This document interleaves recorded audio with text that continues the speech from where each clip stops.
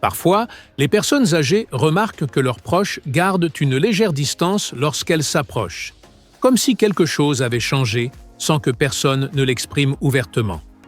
C'est une sensation que beaucoup portent en silence. Dans mon cabinet, plusieurs personnes âgées m'ont confié avec honte que, même en se lavant chaque jour et en utilisant des produits de bonne qualité, elles sentent qu'une odeur persistante reste sur leur peau et qu'elles n'arrivent pas à l'éliminer. Elles pensent souvent que cela vient d'une hygiène insuffisante, alors qu'en réalité, le problème ne dépend pas du nombre de bains, mais d'une zone du corps que la plupart ne nettoient pas avec l'attention nécessaire et qui peut être la véritable cause. Un simple ajustement dans la routine quotidienne peut faire une grande différence. Je me souviens du cas d'une femme que j'appellerais Elena, âgée de 72 ans, pleine d'énergie et de tendresse. Elle est venue à ma consultation profondément bouleversée parce que sa petite fille, avec qui elle partageait autrefois des câlins constants, semblait désormais hésiter avant de s'approcher.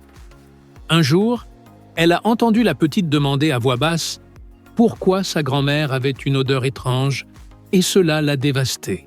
Elle m'a expliqué qu'elle se douchait parfois 2 fois par jour, utilisait des savons coûteux et des parfums, mais qu'elle percevait malgré tout une odeur désagréable, comme vieillie, qu'elle n'arrivait pas à faire disparaître.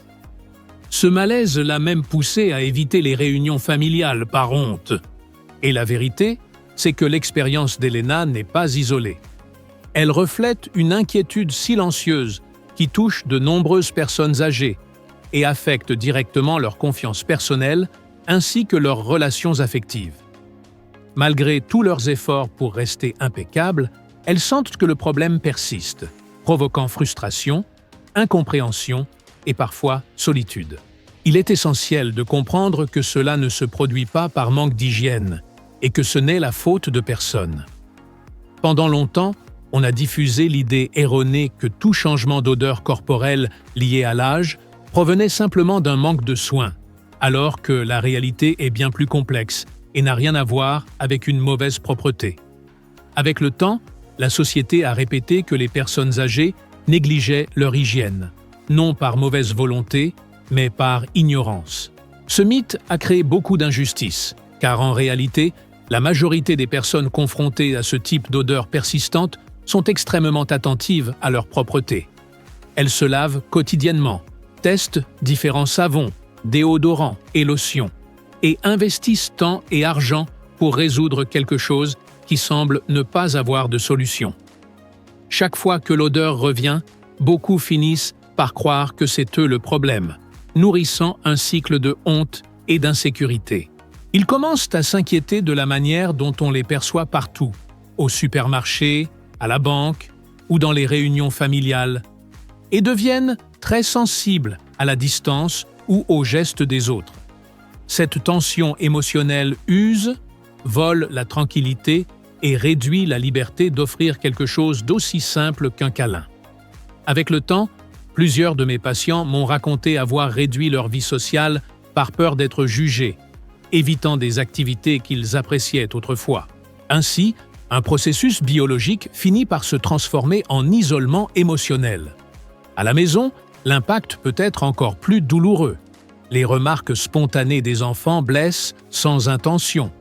Et même si les enfants adultes préfèrent ne rien dire, de petits changements dans leur façon d'interagir peuvent être perçus comme des signes d'inconfort. Cela peut amener à croire qu'on est devenu un fardeau. Il est important de comprendre que tous ces efforts échouent non pas par manque d'hygiène, mais parce qu'on essaie de traiter un problème chimique profond avec des méthodes qui n'agissent qu'en surface. C'est comme tenter d'éteindre un feu provoqué par de l'huile avec de l'eau. Cela ne fonctionne pas et peut même aggraver la situation. La science a démontré que l'origine ne réside pas dans la propreté, mais dans un composé qui apparaît avec l'âge.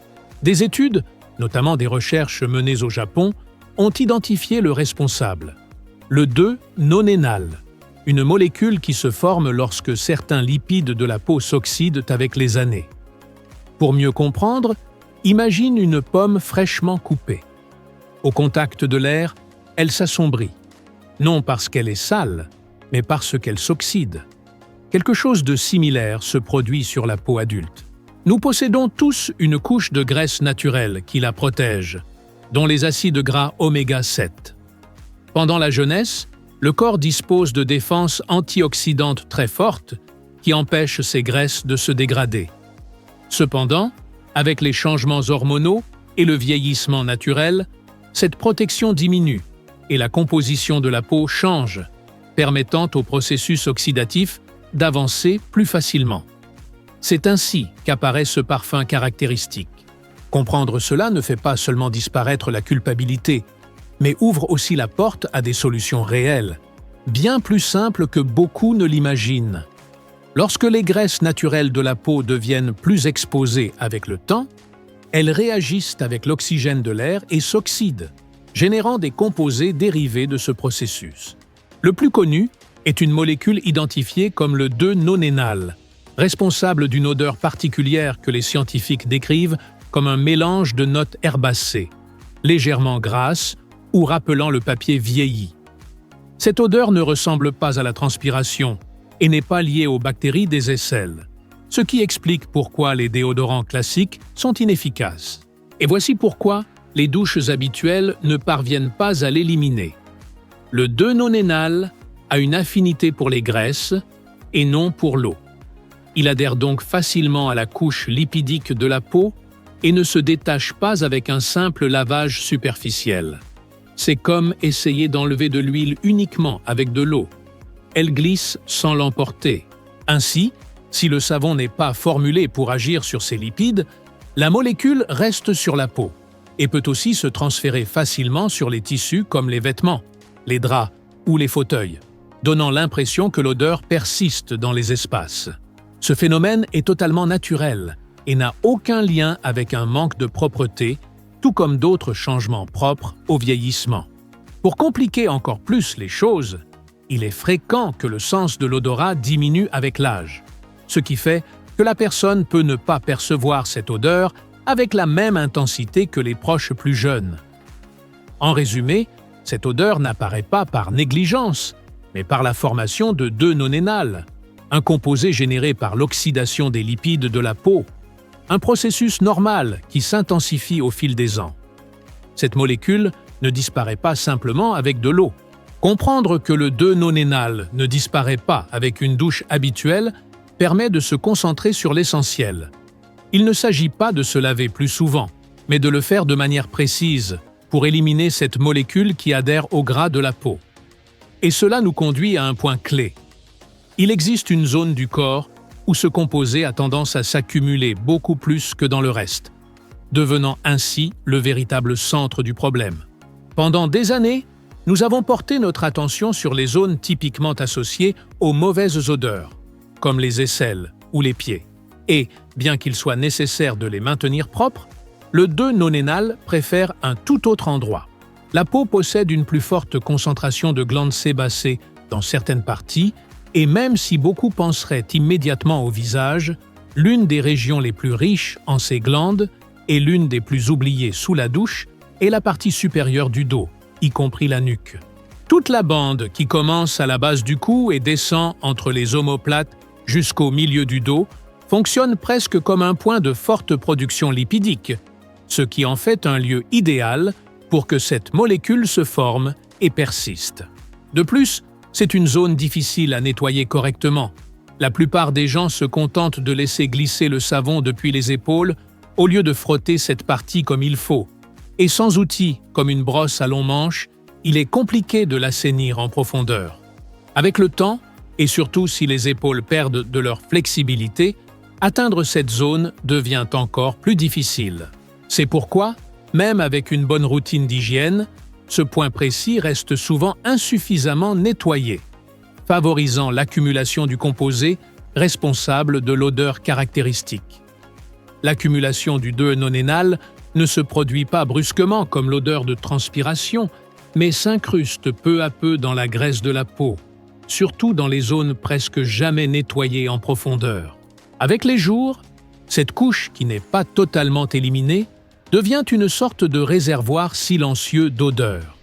À cela s'ajoute que le haut du dos et la nuque passent des heures en contact avec oreillers, draps, dossiers de canapé et vêtements, transférant la molécule au tissu et créant un environnement chaud qui favorise encore davantage l'oxydation.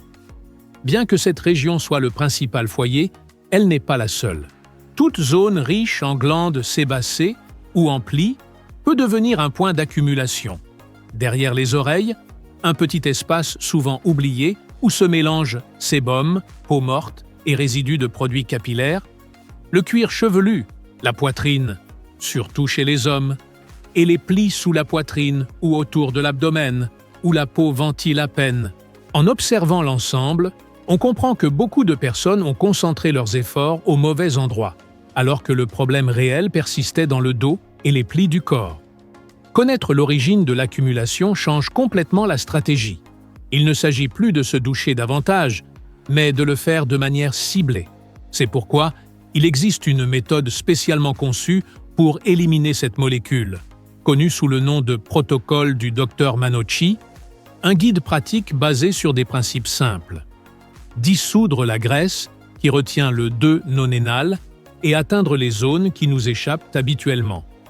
Ce système ne promet pas de résultats magiques et ne nécessite pas de produits coûteux. Son efficacité repose sur la logique et sur la compréhension du fonctionnement de la peau. La première étape consiste à réunir les bons outils avant de commencer la douche. Les gels parfumés ou les savons antibactériens ne servent à rien contre un composé issu de l'oxydation. Ce qu'il faut réellement, c'est un produit capable de décomposer cette graisse. L'une des meilleures options est le savon à base d'extrait de kaki ou de persimon, très populaire au Japon pour ce problème, car les tanins du fruit agissent comme antioxydants et aident à neutraliser la molécule. Une autre alternative efficace est celle des savons contenant des huiles essentielles d'agrumes, comme le citron, l'orange ou le pamplemousse, qui aident également à nettoyer et à décomposer la graisse plus profondément. Les savons aux notes d'agrumes, comme ceux au citron, à l'orange ou au pamplemousse, sont d'excellents alliés car ils aident à dissoudre la graisse accumulée sur la peau et apportent des antioxydants tels que la vitamine C.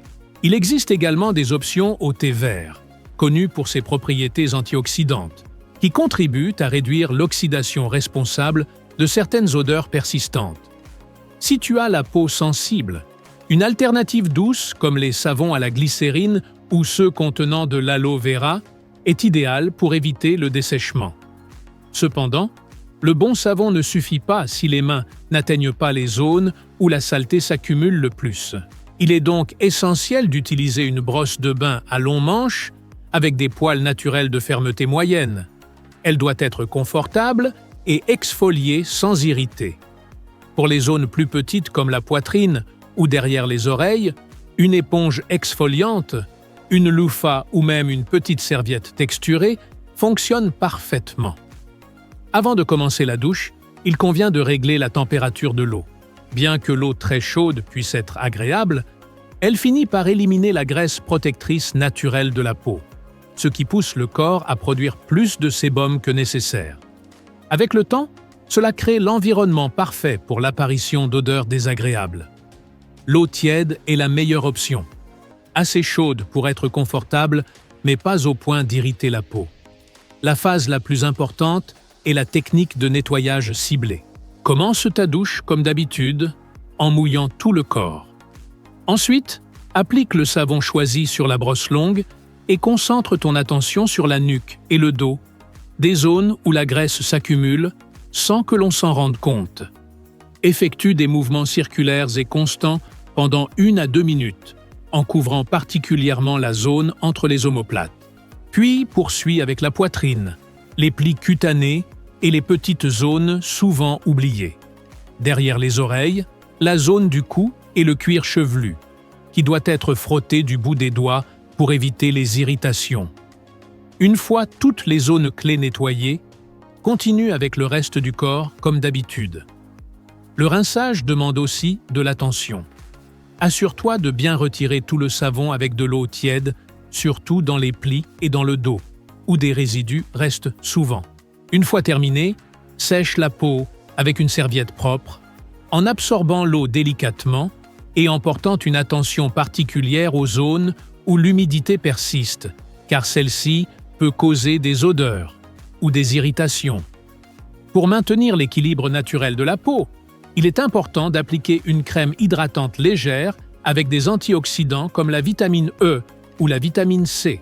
Cela renforce la protection de la peau face à l'oxydation quotidienne et aide à la garder douce sans stimuler une production excessive de sébum.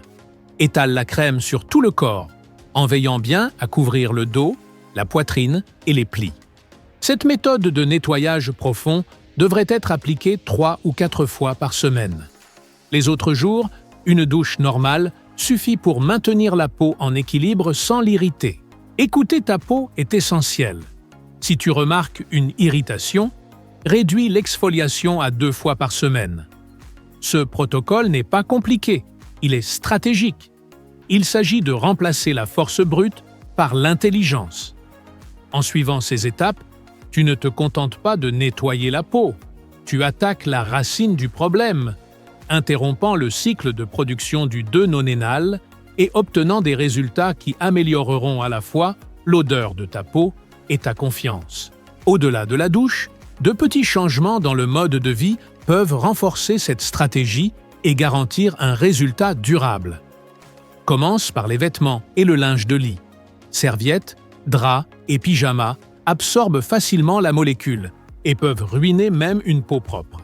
Lave les serviettes tous les 2 ou 3 usages, le linge de lit au moins une fois par semaine et les sous-vêtements après chaque utilisation. Pour renforcer le nettoyage, ajouter une tasse de vinaigre blanc au cycle de rinçage agit comme désodorisant naturel, tandis qu'un demi-verre de bicarbonate avec la lessive aide à éliminer les odeurs plus fortes et à adoucir les tissus. Dès que possible, fais sécher les vêtements et les draps au soleil, car la lumière ultraviolette agit comme désinfectant et neutralisant d'odeurs. Il est aussi important d'agir de l'intérieur. Une alimentation riche en antioxydants renforce les défenses du corps contre l'oxydation, qui est la cause du 2-nonénal. Inclus des fruits et légumes de toutes les couleurs, fruits rouges comme myrtille, fraises ou framboises, feuilles vertes comme épinards, bêtes ou cales, légumes oranges et jaunes comme carottes, potirons et mangues, agrumes riches en vitamine C. N'oublie pas d'ajouter des graisses saines comme noix, graines et huile d'olive vierge extra, ainsi qu'1 ou 2 tasses de thé vert par jour pour compléter la protection antioxydante. Grâce à cette approche intégrale, la propreté de la peau et la nutrition travaillent ensemble, attaquant le problème de l'extérieur et de l'intérieur pour obtenir des résultats durables et améliorer ton bien-être général. En plus du nettoyage profond, prêter attention à d'autres habitudes quotidiennes multiplie les résultats. Réduire les aliments ultra transformés, la pâtisserie industrielle, les fritures, l'excès de sucre et les viandes transformées aident à diminuer l'inflammation et l'oxydation dans le corps. Maintenir une bonne hydratation est aussi essentiel. Boire entre 6 et 8 verres d'eau par jour renforce la peau et aide l'organisme à éliminer les toxines, la gardant souple et saine. Aérer la maison quotidiennement, même seulement 10 ou 15 minutes, permet à l'air frais de disperser les molécules d'odeur accumulées dans l'environnement.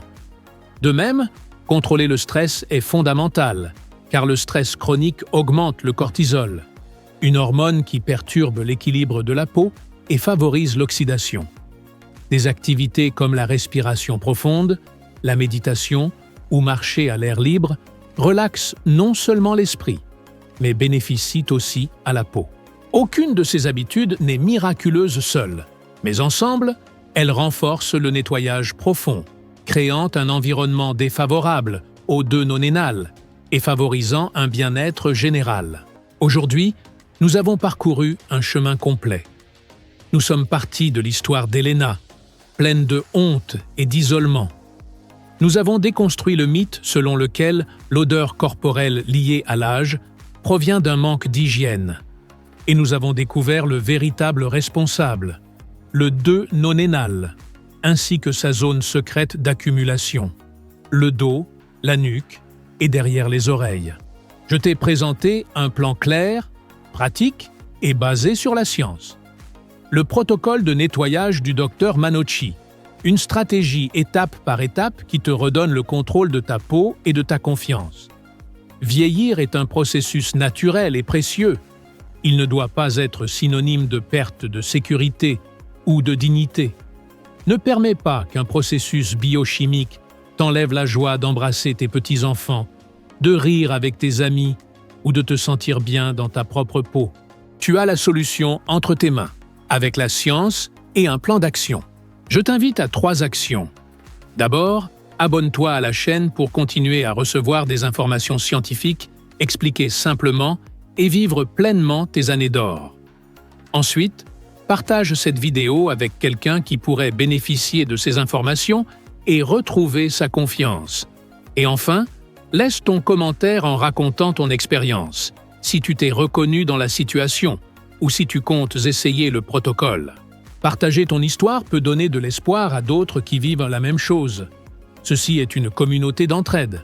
Ensemble, nous pouvons avancer avec connaissance, retrouver les étreintes, les rencontres et la proximité, et nous sentir à nouveau authentiques et pleins de vie.